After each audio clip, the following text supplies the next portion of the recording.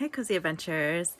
I just wanted to go through my collection of mini perfumes vintage mini perfumes that I have accumulated and see if there's any that I want to let go of and just sort of like take stock of what I have and tell you a little bit about it.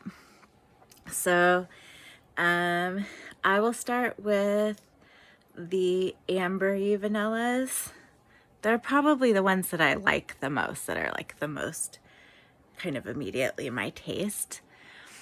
And those are Toka by Rashad, or Tokad by Rashad.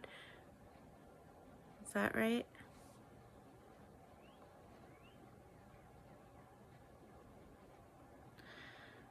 Tokad by Rojas. And I'll show you my full-sized vintage fragrances next. And I did get a full size of this one and this one as well, which is Cashmere by wow, I'm getting spacey. I haven't been feeling very well lately, unfortunately, so I need to go rest in my bed, but I wanted to tell you about these perfumes first. Chopard. This is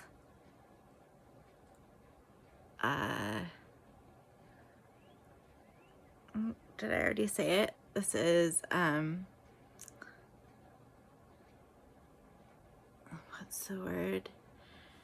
You're seeing what my chronic illness looks like right now. When I have a certain level of brain fog and I just really can't find Cashmere by Chopard. There we go. So both of these are ambery, sweet, kind of syrupy vanillas that are moving toward gourmand but aren't quite gourmand. They definitely have a vintage smell to them, but as I wear them and they warm up, like, I don't even know what the smell is exactly, but I don't really keep smelling it further into the wear. And yeah, I just really like both of these, and I like the bottles. They're fun. So those are those two. And then I have a bunch of sort of powdery vanillas, like complex powdery vanillas. I have this one by Estee Lauder, which someone included in a package for me from Mercari, and it is Estee Lauder's white linen, and it stinks so much to me. It smells very similar to Chanel No. 5 in a way, so it must be the certain kind of aldehydes, but it just smells like public bathroom. That's what I smell with Chanel No. 5, and that's what I smell like this with this. I think this one doesn't have the sort of powdery vanilla dry down that Chanel No. 5 eventually, after like hours, it has. I think this one stays stinky, maybe. I don't know. I haven't worn it long enough to find out, but I don't want to. So this is one I can give away or sell or whatever. But it's so cute, I kind of don't want to. Hi, Cozy Adventures. Continuing on with my vintage perfume minis. This is Cinnabar, and I think this is the one that came with the Estee Lauder white linen. And Cinnabar, I really, in theory, thought I was gonna like because I love spicy, but it has this like stinky old-fashioned perfumed soap kind of smell. It's heavy, although I'm starting to smell a little bit more of the spice, and certainly compared to this one, this has a little bit more in it for me. But Cinnabar, I think my Gaga had, my little Jewish grandma, and so I got a whole bottle of it, unfortunately, that I don't know if anyone will buy for me, but I didn't need a whole bottle. I just needed this. The reason why I got the full bottle actually was because I didn't like this, and I was like, maybe it went off, but no, I just don't like it. So that's Cinnabar. Staying in the spicy fragrances mode.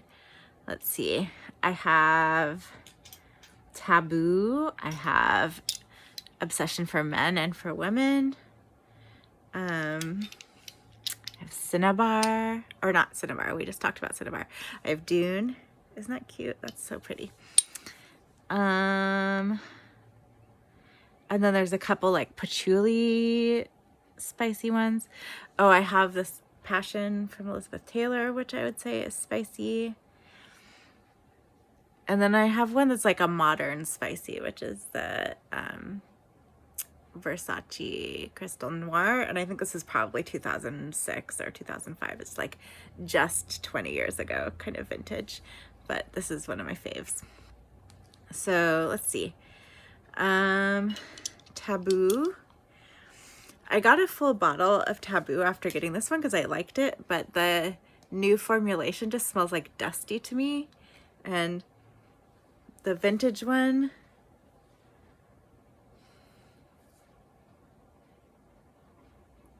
at least this one,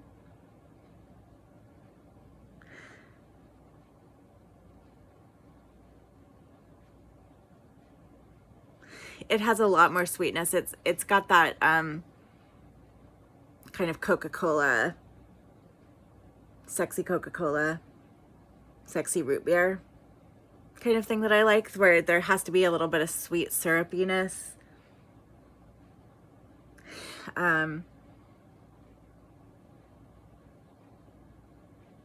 Added to the spices.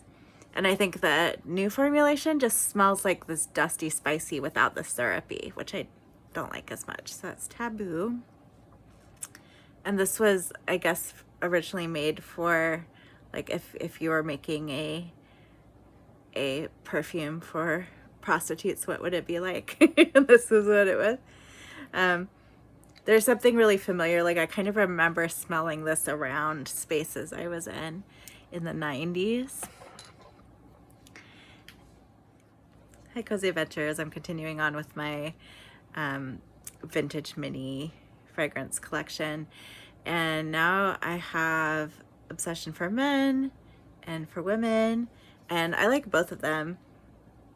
Obsession for Men was the first fragrance I ever smelled that I liked, I think, from what I remember. That wasn't just like a simple essential oil or perfume oil. I was like, oh, this I like, because my parents wore things that were more on the clean aldehydic side, like this, or I have Chantilly. I feel like my mom had Chantilly at some point, although she didn't remember having it. La Air du Temps she had. And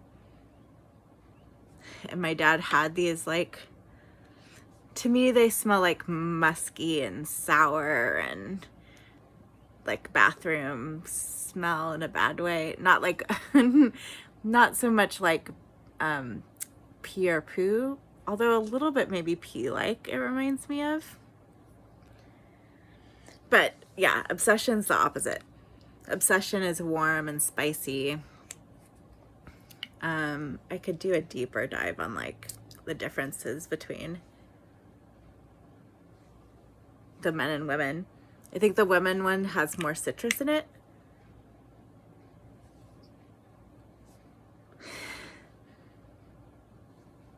Yeah, it's a little more sour. Yeah, I especially didn't like women's fragrances for a long time because they tended to be like heady, aldehydic, floral, or clean, but in a way that smelled bad to me. And the men's, some of the new men's, like Obsession, had like a richer, spicy profile that I prefer. So I think I definitely prefer Obsession for men, but I think I like Obsession for Women too. I just can't really remember. I mean, I know I like it better than some of these other ones. than Cinnabar, and certainly than White Linen. Dune, I love. Dune is one that this for this summer, it was like a new love. And it layers well with a couple other fragrances I have. It's a really special and weird fragrance that's both spicy and sweet, but also cooling. It feels like dunes, like sand, but it also has a refreshing, almost watery, like sea breeze thing going on. I really, really like this one. Hi, Cozy Adventures. So I'm continuing on with my vintage fragrance minis tour. So I have Elizabeth Taylor Passion, which is a really complex, really intense fragrance that starts out, I would say, on the stinkier side of vintage, maybe. I think it has plum and white florals, but the way that it dried down was really intoxicating. Like the deeper dry down, I was like, oh, what is that smell? And it was this. So I'm thinking I might even get a full bottle because I also like the Art Deco look to it. And then I would have 3 Elizabeth Taylor fragrances. I have Gardenia, White Diamonds, or not White Diamonds, Diamonds and Rubies. White Diamonds is gross to me. White Diamonds is in that like aldehydic bathroom cleaner kind of smell to me. But yeah, it would be nice to have the Diamonds and Rubies, the Gardenia, and a bottle of Passion. I feel like that's a good Elizabeth Taylor collection for me. Yeah, it's kind of like, ugh, when I first put it on, and then it dries down and starts to be powdery and sweet, but and in a seductive way, that there's some spiciness and some interest going on, a little bit of animalics. So I like that one. And then 2 more modern vintages that I have that are in a way kind of like related to that. Well, especially Tom Ford, Black Orchid. This is another one like the Obsession for Men, that when I first smelled it, I was like, that I like, when I was smelling a bunch of different perfumes.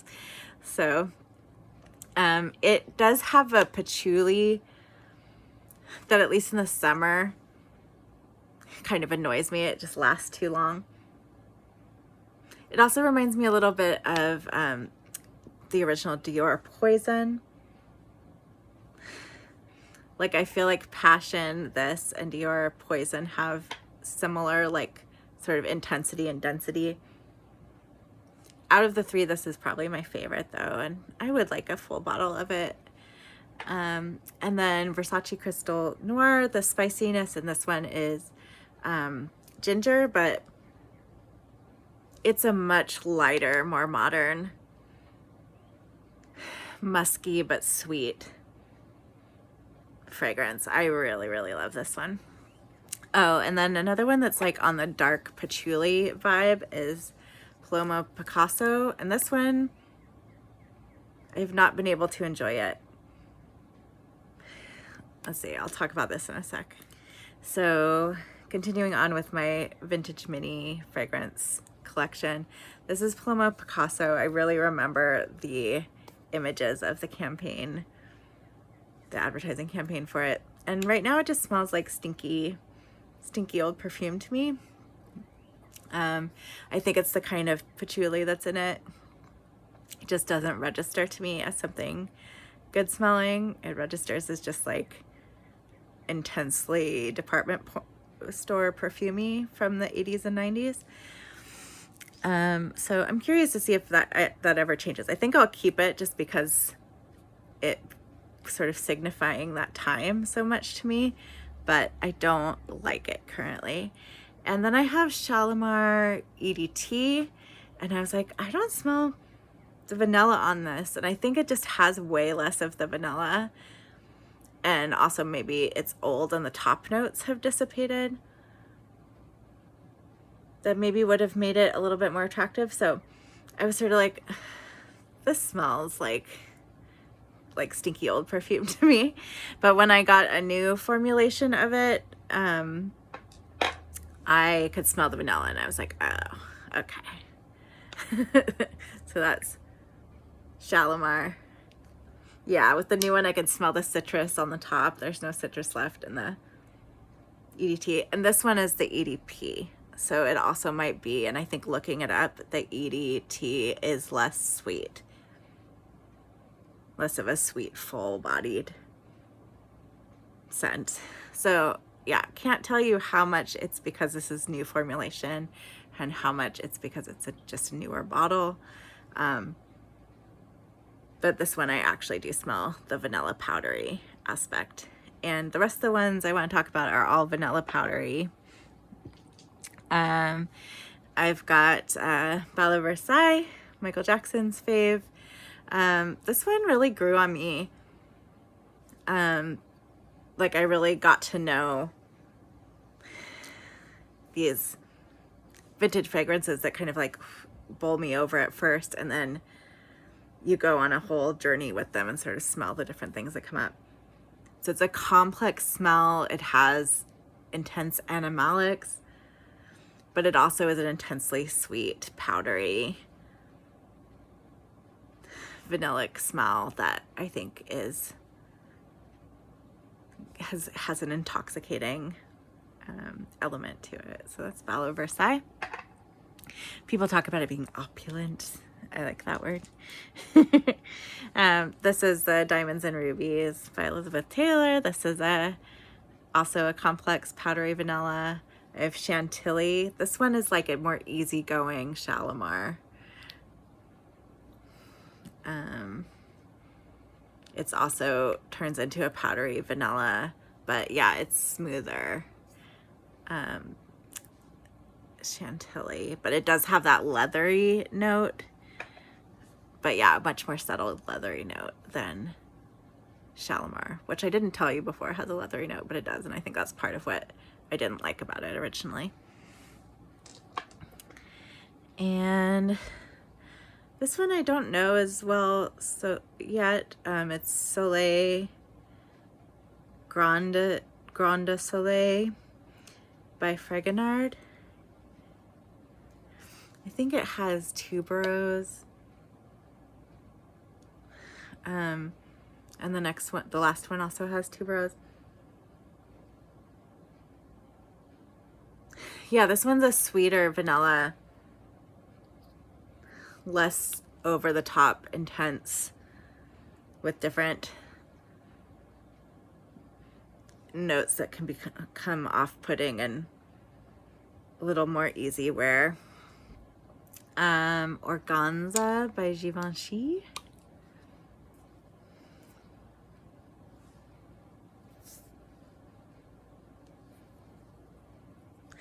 Yeah, very vintagey, powdery fragrance that has some interesting complexity. But yeah, these are all kind of part of the same family. And I'd have to like go in a deep dive, which I probably have if you want to look at my old videos. And then last, I think this is Michael Kors Signature that is discontinued. And this one is a Gardenia Tuberose. Or I think it doesn't even list Gardenia, it just lists tuberose. But it has those like thick, fleshy white florals in it, but is like sweet and a little spicy and smooth and easy wearing. So that's this one. This is on the more modern version, more modern end of vintage. And that is my vintage mini collection so far.